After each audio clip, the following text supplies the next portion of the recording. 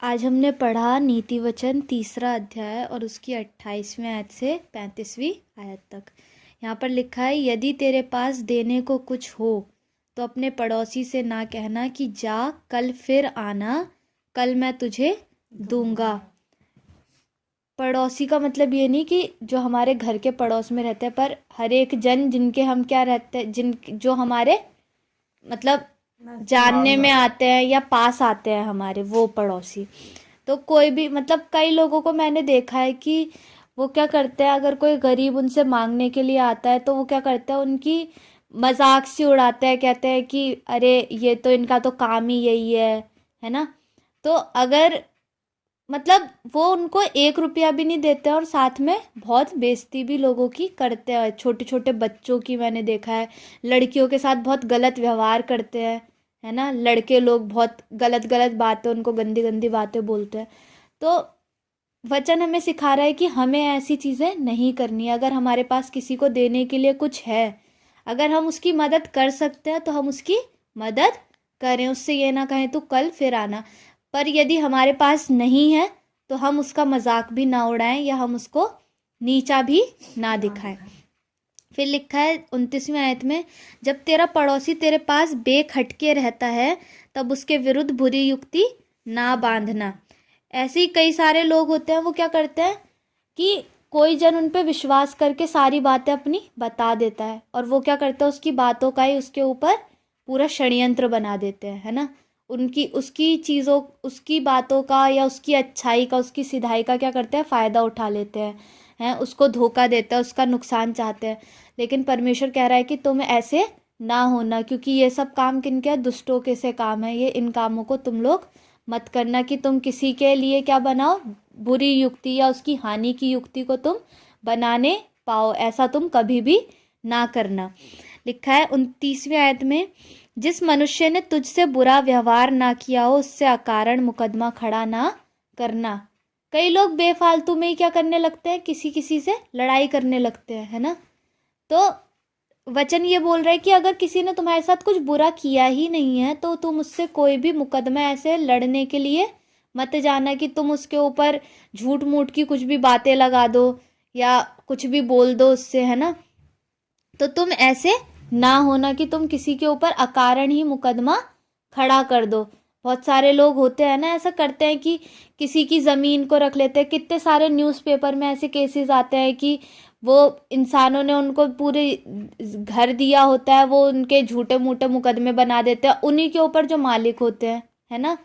तो ऐसी सारी चीज़ें हम देखते हैं संसार में, हमें देखने को मिलती है कि लोग अच्छाइयों का भी क्या उठा लेते हैं, फ़ायदा उठा लेते हैं और उनको उन लोगों के ऊपर बुरा डाल देते हैं जो अच्छाई कर रहे होते हैं उनके साथ ही। तो वचन कह रहा है कि तुम लोग ऐसे मत होना कि तुम किसी से अकारण मुकदमा करो, या अगर कोई तुम्हारे पास आ रहा है तुम उसको उसकी मदद ना करो, तुम ऐसे मत होना, या तुम किसी का बुरा मत सोचना। 31वीं आयत में लिखा है, उपद्रवी पुरुष के विषय में डहा ना करना, ना उसकी सी चाल चलना। कई बार ये हम में से शायद हर एक के ही मन में आया होगा कभी ना कभी कि हम किसी ऐसे इंसान को देखकर ना, जो बहुत गंदा होता है, गलत सलत काम करता है और उसके पास क्या होता है, खूब धन होता है, सारी चीज़ें होती हैं ऐशो आराम की, और हम उसको देख के मन ही मन सोचते हैं कि यार खुदा ने इसको सब दिया है, हमको क्यों नहीं दिया। ये हम में से हर एक के साथ ये चीज़ हुई होगी कभी ना कभी कि हमारे मन में आया हो कि यार खुदा ने इनको तो सब दिया है जबकि ये अच्छे काम भी नहीं कर रहे, खुदा ऐसों को क्यों नहीं मौत दे देता है। हम सोचते हैं ना ये सब चीज़ें, मौत तो खुदा दे सकता है, इन लोगों को क्यों नहीं दे रहा खुदा मौत, है ना। तो हम कई बार हमारे मन में उनके लिए क्या आ जाती है, डहा आ जाती है, नफरत आ जाती है। लेकिन परमेश्वर का वचन कह रहा है कि ऐसे लोगों को देख करके तुम डहा ना करना, यानी कि उनकी चीज़ों की तरफ अपना मन मत लगाना कि इनके पास तो सब चीज़ें हमारे पास नहीं है ना। ये सब चीज़ें तुम मत सोचना, और ना उनकी सी चाल चलना, यानी कि जैसे वो काम कर रहे हैं हम भी सोचे कि अरे इसका ऐसे फ़ायदा हो गया तो हम भी वैसी ही चाल चलने लगें कि हम भी यार ऐसे ही काम करते हैं, हम भी झूठ बोल देते हैं, हम भी लोगों का नुकसान कर देते हैं। तो तुम ऐसी चाल मत चलना, ना उनकी सी तुम चाल चलना, ना उनके विषय में तुम डहा करना कि इनके पास सब कुछ है हमारे पास नहीं है। एक अपने अंदर कुंठा को मत लेकर के आना, अपने अंदर कोई ऐसे बात मत लाना कि तुम उनके लिए क्या करो, डहा करने लगो उनसे, है ना, इस बारे में कि उनके पास सब है तुम्हारे पास नहीं है। 32वें आयत में लिखा है क्योंकि यहोवा कुटिल से घृणा करता है। वही कुंठा आ जाना, कठोर हो जाना हमारे मनों का ना, कि हम सोचे कि अरे यार इनके पास तो सब है, हमारी खुदा नहीं सुन रहा, हम भी ऐसे जिद्दी ढीठ होकर के बैठ जाएं। तो कठोर हो जाने से परमेश्वर, कुटिल लोग जो होते हैं उनसे क्या करता है परमेश्वर, घृणा करता है। वचन बता रहा है कि जो ऐसे मन से कठोर ही हो जाते हैं, जो खुद को बदलना ही नहीं चाहते, जो दूसरों से ही चिढ़ते जलते रहते हैं, है ना, उनका कुछ काम ही नहीं है, कि वो कोशिश ही नहीं करते कि हम खुद को बदलें, चाहते ही नहीं है दिल से बदलना, उनसे क्या करने लगता है परमेश्वर, घृणा करने लगता है। क्यों? क्योंकि परमेश्वर चाहता है कि हर एक जन बदले। अगर हम किसी इंसान से चाह रहे हैं कि वो हमारे, मतलब हम उसके लिए कुछ अच्छा करना चाह रहे हैं और वो हमारी सुने ही नहीं, वो अपना ढीठ बन के बैठ जाए, तो हमें भी एक उससे चिढ़ मचने लगेगी कि यार हम इतनी मेहनत कर रहे हैं इसके पीछे और ये क्या नहीं कर रहा, हमारी सुन ही नहीं रहा है। तो वैसे ही परमेश्वर भी क्या कर देता है, उस इंसान को छोड़ ही देता है फिर, कि छोड़ो जाने दो इसको, है ना। तो हम ऐसे ना बने कि हम क्या हो जाए, कुटिल हो जाए, एकदम कठोर हो जाए, कि परमेश्वर को क्या आने लगे, घृणा आने लगे, परमेश्वर कहे छोड़ो जाने दो, है ना, ऐसे ना हो हम। परंतु वो अपना भेद सीधे लोगों पर खोलता है। सीधे लोग यानी कि जो मन की सिधाई के साथ चलते हैं, ऐसे सीधे भी नहीं जो अपना ही नुकसान करवाते हैं, क्योंकि हमने नीति वचन में पहले पढ़ा कि तुम ऐसे सीधे भी मत हो जाओ कि नुकसान को उठाओ, हानि को उठाओ, लेकिन मन की सिधाई के साथ चलने वाले सीधे लोग, तो उन पर परमेश्वर क्या करता है, अपने भेदों को खोलता है। जब हम सिधाई के साथ परमेश्वर के पीछे पीछे चलते हैं तो परमेश्वर अपने भेदों को प्रकट करता है। हमारे पास कई सारे उदाहरण हैं जिनको परमेश्वर ने, जब वो परमेश्वर के पीछे पीछे सिधाई के साथ चले तो परमेश्वर ने क्या किया, उन पर भेदों को प्रकट किया। मूसा हमारे पास कितना बड़ा एग्जाम्पल है कि वो कहता था परमेश्वर मैं बोलने में भद्दा हूँ, मुझे बोलना नहीं आता है, मुझे मैं कैसे बोलूँगा, मैं कैसे लीड करूँगा लोगों को, मुझे कुछ नहीं आता। लेकिन परमेश्वर ने उसे इस्तेमाल किया, उसे वो बातें बताई जब कोई भी नहीं था, आदि की बातें, जब कुछ भी नहीं है संसार में, परमेश्वर कैसे पृथ्वी को बना रहा है। क्यों? क्योंकि वो सिधाई के साथ क्या कर रहा था, परमेश्वर के पीछे पीछे चल रहा था। कैसी भी परिस्थितियाँ हो उन सब में कैसे चल रहा है, परमेश्वर के साथ चल रहा है। जब हम देख रहे हैं इजरायली लोग प्यासे हो रहे हैं, तो क्या मूसा उस समय प्यासा नहीं हो रहा होगा, वो भी हो रहा होगा। जब इजरायली लोग कुड़कुड़ाहट कर रहे हैं तो उन परिस्थितियों में मूसा भी था ना, लेकिन वो कुड़कुड़ाया नहीं, है ना। तो हम क्या देखते हैं कि वो सिधाई के साथ परमेश्वर के साथ चल रहा था, वो परमेश्वर के पीछे लालच से नहीं चल रहा था कि खुदा ने मुझे इतना बड़ा बना दिया मैं तो लालच में आकर के, पर वो सिधाई के साथ चल रहा था। और जब वो सिधाई से चला तब परमेश्वर ने अपने भेदों को उसके ऊपर प्रकट किया। ऐसे ही बहुत सारे उदाहरण हमें बाइबल में मिलते हैं जिन पर परमेश्वर ने क्या किया, अपने भेदों को प्रकट किया। और वो आज यदि हम भी परमेश्वर के साथ सिधाई के साथ चले तो परमेश्वर अपने भेदों को हमारी जिंदगियों में भी प्रकट करेगा, क्योंकि परमेश्वर युगानुयुग एक सा परमेश्वर है, वो कभी नहीं बदलता। 33वीं आयत में यहाँ पर लिखा है, दुष्ट के घर पर यहोवा का शाप और धर्मियों के वास स्थान पर उसकी आशीष होती है। मतलब अगर हम दुष्टता के काम कर रहे हैं, अगर हम लोगों का हक मार रहे हैं, हम क्या कर रहे हैं, हम गलत गलत कामों को कर रहे हैं, दुष्टता के कामों को कर रहे हैं, तो वो कह रहा है कि सिर्फ उस दुष्ट पर शाप नहीं आ रहा है, उसके पूरे घर पर यहोवा का शाप आ रहा है। कितनी ही बड़ी क्या है, एक हाय है, या कितना ही बड़ी दुख की बात है कि यहोवा शाप दे रहा है ना।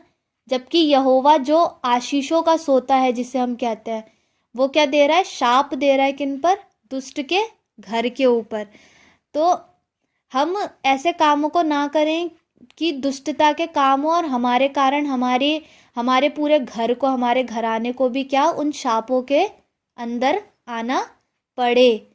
तो परमेश्वर हम लोग को ऐसा बनाए कि हम क्या करें, हमेशा धर्म के कामों को करने पाए, क्योंकि लिखा है और धर्मियों के वास स्थान पर उसकी आशीष होती है। कितना ही धन्य है कि जब यहोवा किसी को आशीषित करे।